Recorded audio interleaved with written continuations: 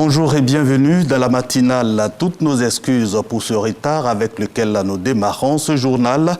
L'actualité, c'est d'abord la digitalisation de l'administration publique ivoirienne. Eh bien, les avantages sont énormes.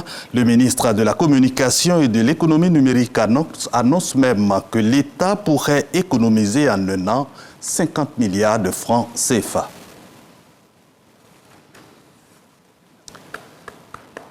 Pas de son. Le 6 septembre 2022 prône une administration zéro papier d'ici 2030. Pour y parvenir, les atouts de la digitalisation sont présentés au directeur des systèmes d'information DSI.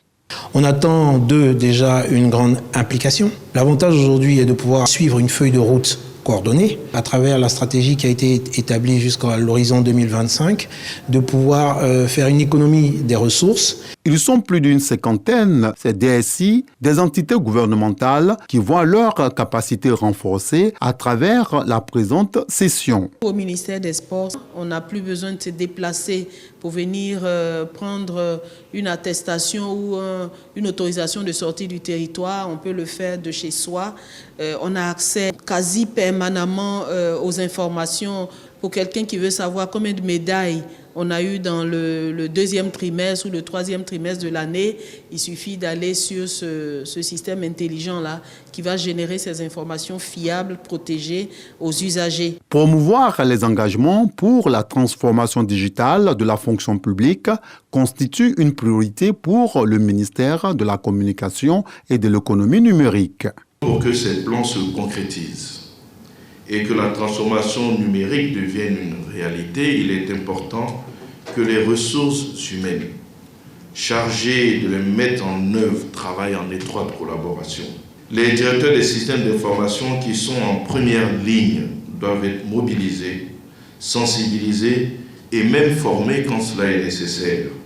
En fin 2023, l'opérationnalisation de la digitalisation va permettre à la Côte d'Ivoire d'économiser 50 milliards de francs CFA, selon le directeur des systèmes d'information du ministère de la Communication et de l'économie numérique. Des partenariats sont en projet en vue d'assurer une transformation fluide vers une administration entièrement numérisée, efficiente et résiliente au service des citoyens. Et là, c'était un reportage de Marina Manzan rendu pour vous par Walter Amadou Ouattara. Le cancer du sein n'est plus une fatalité en Côte d'Ivoire. La maladie se guérit si elle est dépistée tôt. Voilà le message que les médias sont appelés à relayer pour ainsi dédramatiser le cancer du sein. Nous sommes en octobre, mois où la lutte contre le cancer du sein concentre toutes les attentions et les médias en première ligne. En novembre 2022, j'ai subi l'ablation du sein droit et j'ai réussi à me remettre en marche. Le médecin qui me suit est très content parce que j'ai de très bons résultats. Tout va très bien.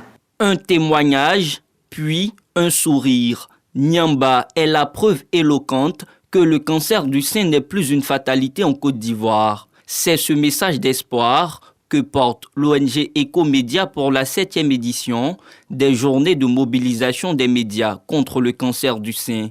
Les journalistes exhortés à dédramatiser le traitement des informations liées à cette pathologie. Le cancer du sein ne doit plus faire peur. Et aujourd'hui en Côte d'Ivoire, nous avons les ressources humaines et les infrastructures pour prendre en charge complètement le cancer sans qu'on puisse évacuer les malades à l'extérieur du pays. Aujourd'hui, les patientes peuvent avoir accès gratuitement à certains médicaments contre le cancer. Le cancer du sein, on n'en meurt pas, on meurt plutôt du cancer de l'ignorance. Nous pensons que dédramatiser la maladie est un préalable fondamental. Dédramatiser, mais surtout multiplier les productions journalistiques axées sur la sensibilisation contre le cancer du sein. Nous avons fait le monitoring de 16 médias en ligne sur 1 an et demi. Aucun de ces médias n'a traité sur la période indiquée de questions liées donc à la lutte contre le cancer du sein. Les médias que nous sommes, nous devrons jouer vraiment notre partition. De janvier 2018 au 31 mars 2022, 1179 cas de cancer du sein ont été pris en charge au CNRAO, Centre national d'oncologie médicale et de radiothérapie Alassane Ouattara. Plusieurs patientes ont bénéficié des soins, bien que n'ayant pas le montant requis pour leur traitement. Le coût global de leur facture, subventionné par l'État du 25 janvier 2018 au 31 juillet 2022, s'élevait à plus de 2 milliards de francs CFA. Le mot de coopération de ce journal, c'est en matière de sécurité sociale. Eh bien, elle est au beau fixe entre la Côte d'Ivoire et la République démocratique du Congo. La RDC est à Abidjan pour s'imprégner du régime de retraite des hautes personnalités. Serge Kouléa a suivi les échanges entre les caisses de retraite de la RDC et la SEGRAE. Le dispositif de gouvernance des régimes gérés par l'IPS SEGRAE fait école. L'institution de prévoyance sociale, Caisse générale de retraite des agents de l'État, est l'objet d'attention et fait office de modèle réussi auprès des institutions de prévoyance sociale sœurs. C'est le cas de la Caisse nationale de sécurité sociale des agents publics de la RDC, la République démocratique du Congo, venue s'imprégner du régime des hautes personnalités. En République démocratique du Congo, ce régime n'existait pas encore. Nous avons reçu des instructions de son Excellence Jean-Pierre Liaou, vice-premier ministre, ministre de la fonction publique, autorité des tutelles de la CENSAP, instruit par M. Félix-Antoine Tshisekedi Tshilombo, chef de l'État, président de la République, pour l'insertion dans la loi portant régime spécial de sécurité sociale de ce régime des hautes personnalités. La Côte d'Ivoire dispose d'un système de retraite dédié aux personnalités de haut rang. La RDC souhaite copier cet exemple. Le système de pension publique en Côte d'Ivoire offre à toutes les personnalités de Côte d'Ivoire un minimum vieillesse qui leur permet de maintenir leur niveau de vie au regard des hautes fonctions qu'ils ont occupées.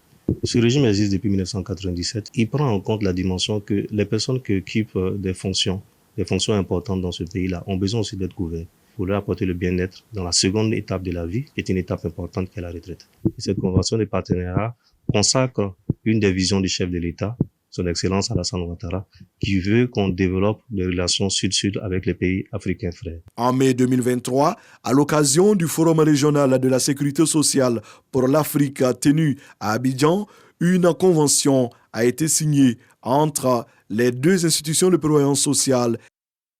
Venons-en à l'immigration et là, tenez-vous bien, il s'agit de l'immigration légale. Comment donc les Africains peuvent-ils élire à domicile au Canada dans les normes?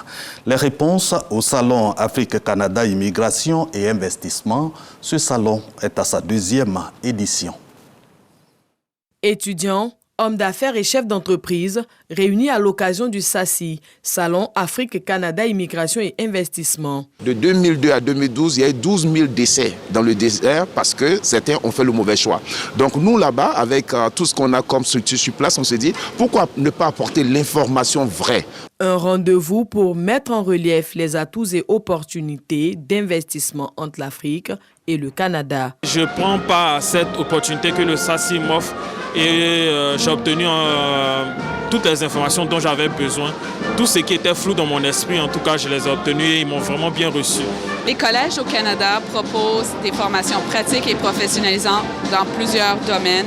Donc, c'est très pratique qui permet une intégration au marché du travail. La 2e édition de cette tribune du donner et du recevoir est axée sur le thème « Partenariat gagnant-gagnant pour un avenir économique prometteur entre l'Afrique et le Canada ». Nos jeunes qui partent et qui souhaitent partir, je crois qu'il y a des canaux qui sont offerts et je crois que le Canada est un de ces pays qui permet à toute cette jeunesse de ne pas aller s'engager sur la voie de l'immigration irrégulière et illégale, mais de pouvoir s'engager dans un choix de vie préparé, organisé pour pouvoir aller dans un pays comme le Canada. Et là, on ne parle pas uniquement de migration au Canada, on parle de formation, on parle d'investissement de la diaspora. Nous voulons appuyer la création d'opportunités, de création d'emplois en Côte d'Ivoire. 2023, c'est l'année de la jeunesse. La jeunesse se forme, il faut offrir des opportunités à la jeunesse. Plus de 3000 personnes ont pris part à l'édition 2022. Au menu, conférences, panels, Rencontres B2B et partage d'expériences sont les activités à découvrir pour vivre des expériences enrichissantes au SACI 2023. L'actualité sportive, c'est la CAN, la Coupe d'Afrique des Nations qui approche à grands pas. Vous le savez, la Côte d'Ivoire veut offrir la meilleure CAN et ce sera avec des infrastructures de qualité comme le Parc des Sports de Treichville, un stade entièrement rénové et désormais prêt à accueillir des matchs. Le ministre des Sports vient de recevoir les clés du Parc des Sports de Treichville. Témoin Ngamble Konaté, Patrick Dadier. Après les stades de Bouaké, Yamoussoukro et San Pedro, c'est au tour du Parc des Sports de Treichville d'être opérationnel. Ce jeudi, le ministre Paulin-Claude Dao a réceptionné les clés symbolisant la réouverture de ce stade d'une capacité de 2700 places assises. Des vestiaires de joueurs à la cabine de presse en passant par les tribunes jusqu'à la pelouse synthétique du Parc des Sports, tout a été passé au peigne fin durant 12 mois de travaux pour redonner au stade un visage rayonnant. Le ministre Paulin-Claude Dao a exprimé sa satisfaction de voir le Parc des Sports faire peau neuve avant d'annoncer un vaste programme de construction d'infrastructures sportives sur l'ensemble du territoire national. Nous allons continuer ce programme. Ça va être le stade de Bondoukou, le stade d'Abangourou, le stade de Daloa, le stade de Mans, le stade d'Odiéné. Donc c'est un vaste programme qui va se mettre en œuvre pour permettre aux équipes de retourner sur leur terre, de permettre aux équipes d'avoir de l'animation citoyenne dans toutes ces grandes villes. Rénové à hauteur de 637 millions de francs CFA, le Parc des Sports fait partie des 4 stades retenus pour abriter les rencontres du championnat de Ligue 1. Il recevra également des compétitions de rugby et de cyclisme. Dans le même registre de la CAN, notre pays va croiser le fer avec le Nigeria, la Guinée-Bissau et la Guinée équatoriale. Ses adversaires, la Côte d'Ivoire les connaît depuis jeudi dernier à l'issue du tirage au sort de la CAN 2023. Hassan Kwasi. Les 24 nations qualifiées connaissent désormais leurs adversaires en phase de poule de la CAN. Pays hôte de la compétition, la Côte d'Ivoire est logée dans le groupe A en compagnie du Nigeria, de la Guinée équatoriale et de la Guinée-Bissau. Éliminés en 8e de finale lors de la précédente édition, les éléphants de Côte d'Ivoire ont à cœur de faire mieux pour espérer décrocher une 3e couronne continentale. Les champions d'Afrique 92 et 2015 seront opposés aux Bissau-Guinéens pour le match d'ouverture au stade Alassane Ouattara de Bimpe avant d'en découdre avec le Nigeria et la Guinée équatoriale. Pour accéder au second tour, les poulains de Jean-Louis Gasset devront occuper l'une des 2 places qualificatives de la poule A. Pour rappel, la 34e édition de la phase finale de la Coupe d'Afrique est prévue le 13 janvier au 11 février 2024 dans les villes d'Abidjan, Bouaké, Korogo, San Pedro et Yamoussoukro. La CAN 2023, ça se prépare et la Côte d'Ivoire affronte ce samedi même le Maroc en match amical. Ce sera à 17h au stade Félix Houphouët-Boigny d'Abidjan. Un stade entièrement rénové qui va abriter sa toute première rencontre sportive depuis la fin des travaux. C'est ici qu'on s'arrête pour cette matinale. Le flash revient à 10h. Merci de rester sur RTI 1.